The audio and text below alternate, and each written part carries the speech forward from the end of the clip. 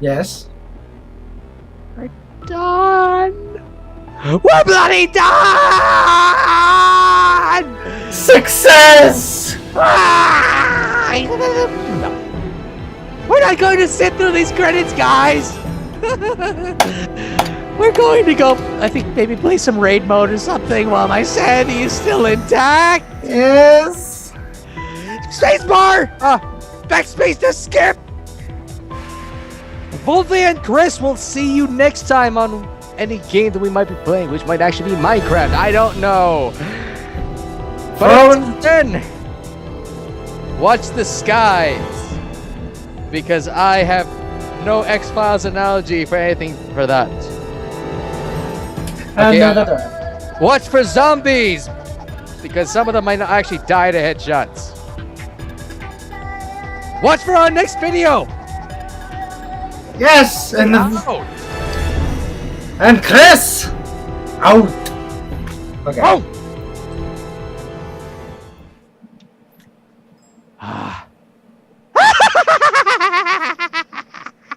I didn't know we were playing World of War Zombies. Fuck! You got it! Yes! Yes! Wvlfy wins! Wvlfy wins! I turned my recording on just for that! Wvlfy wins!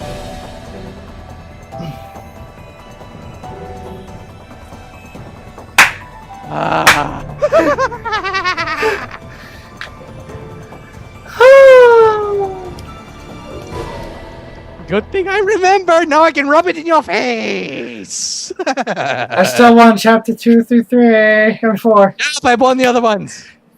Shut up. It got more peoples than me. Oh, there's more. Hey, look, everyone, there's more. I don't believe it. There's more, and I don't know what the hell this is. It's like Resident Evil 5 or something? Or is it still at Resident Evil 7? And before Resident Evil 7. Wait a minute, what are we doing back here? Wait a minute. That's Jake. Look at his face. There's no thingies on it. That's Jake. What? That's Jake.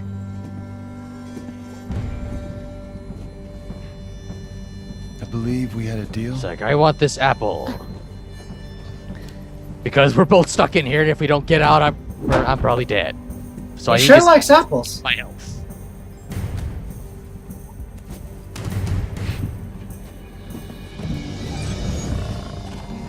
And then a zombie rushes through the door and eats the kid. I wouldn't be surprised. Are you going to keep your promise? So Jake is going to be the hero of Resident Evil 7. Well, fresh face. Maybe. Well now. Well, how does he have the time to eat the apple while all those things are rushing towards him? So that's the secret ending? What? That's secret ending! Woo! Jake is obviously going to be in the in Resident Evil 7.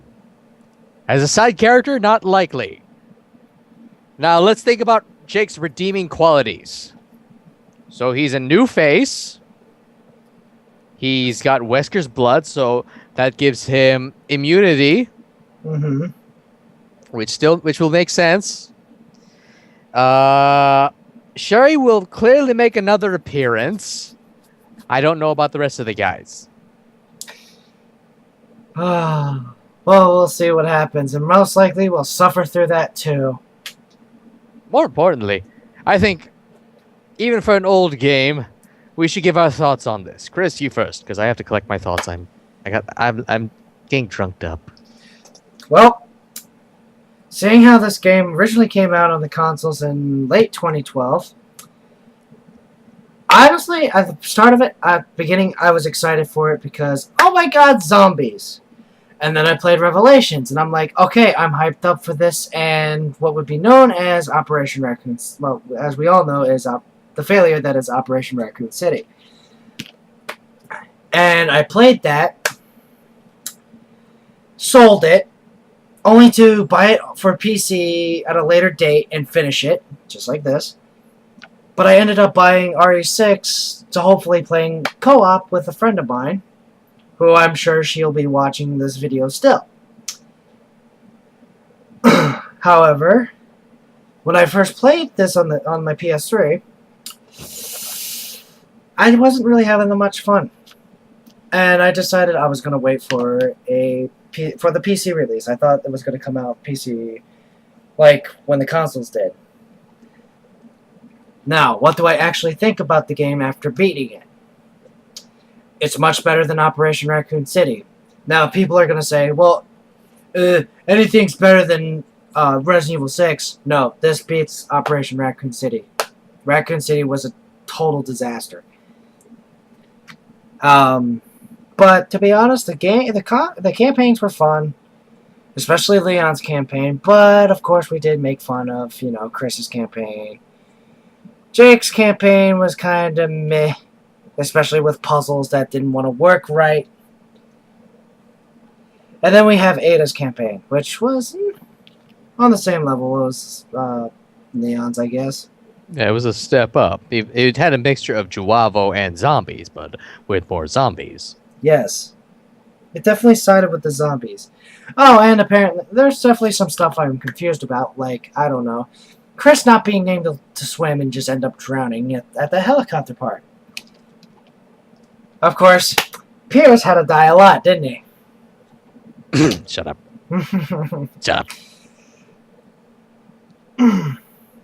No, is that yours? That's mine, even though it's a bunch of rambling. Well, this is not an official review. We got script. This is all done on the fly. It's all improv. Yeah. Now, here's Wolfie's thoughts on it. I am a man for the little details in the game. I want to focus. Okay, shut up. I'm not going to talk about the little details first. Like Chris, I enjoyed Leon's campaign. I like the parts where there are zombies, where it feels like a survival horror. But as we went through the game, I noticed we kept, even on normal or professional, except it towards the end of Chris's campaign, we had ammo. Except bloody for everywhere. Except for the part where Pierce had his mutated arm. Yeah, and I had nothing. Yeah, I actually had a problem with that on single player when I was playing Chris. Yeah. Now, I appreciate games being a survival horror. Resident Evil is straying from becoming a survival horror. It's starting to become like Dead Space, where action is inevitable. But Dead Space is fun. It's just... Dead Space is fun, but action does not have to be inevitable. It has to be survival horror. This is what the Resident Evil franchise is all about. Survival horror. Resident Evil 4 still did a good job on that, because you had hordes of guys coming towards you. You were low on ammo a lot of the time. Yeah. I don't remember much about Resident Evil 5, but I think there was still a lot of ammo there too. There was. I remember it because I played that. I put 50 hours into Resident Evil 5. Hell, even more than that. Because I had the console versions to start with, and I played co-op with friends on that. Hell, I was able to do the Lost in Nightmares with my friend who's very similar to Jill. And she calls me her Chris sometimes. Okay, maybe not sometimes, most of the time. Okay, let's not involve your girlfriend in this. We gotta be professionals. Anyways, so like I said, this Leon's campaign was survival horror, but everything else it didn't feel right throwing more humanoid enemies at me. It became too action-ish. I know that you can't all be about puzzles. I mean, Resident Evil 4 had some of that. It was basic puzzles like finding the keys and all of that, but it's nothing like Resident Evil 1, 2, or 3. And Code Veronica. So, yeah, and Code Veronica. Any of those where you had those fixed cameras and top-down controls. No. I'm with Chris on this. Leon's campaign is good. Ada's campaign is good. Chris and Jake, just because it became more of an action game, if it was just for the sake of pandering, as a Resident Evil... Well, as someone who's played the Resident Evil games of old, back on PlayStation and all of that, I do not like that. I'm tired of seeing these scripted first-person shooters where you're forced down a linear corridor. This game had a lot of linearity. Even the campaigns we mentioned we thought were good, they had linearity too. Now we go into little details. I will be like Total Biscuit. Ladies and gentlemen, my name is Total Biscuit, and my accent probably isn't very British, or sounds like him at all. This game is a PC port. Is not as great as it should be. It should be played with a controller. If I were to simply look at the key bindings for this, which is not that's graphic settings. Key bindings for this actually feel a little congested. And while it was easy to learn it as you played through the game, you still had to look at the keyboard bindings and think, "Oh my God, what are all these that I'm pressing?" It could have been simple, but instead I find that a lot of my fingers are going everywhere on the keyboard to press a couple of things. They're predominantly on WASD, but sometimes this space R and other things confuse me. Confused you? It was me! It confused you too. Confused me because I had to press space R, and normally when I play first-person shooters, it's always just one button prompt. Control.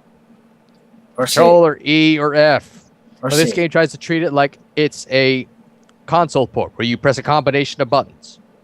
It's easy to figure out later on after you've died a few times. Now, graphically, this game doesn't offer very much. You can change the resolution, you can change a few things, but you don't have much access to any of the advanced options. You can change shadow quality, texture quality, screen quality, etc., etc., etc. And your resolution. Now, my biggest bugbear about this game are instant death QTEs.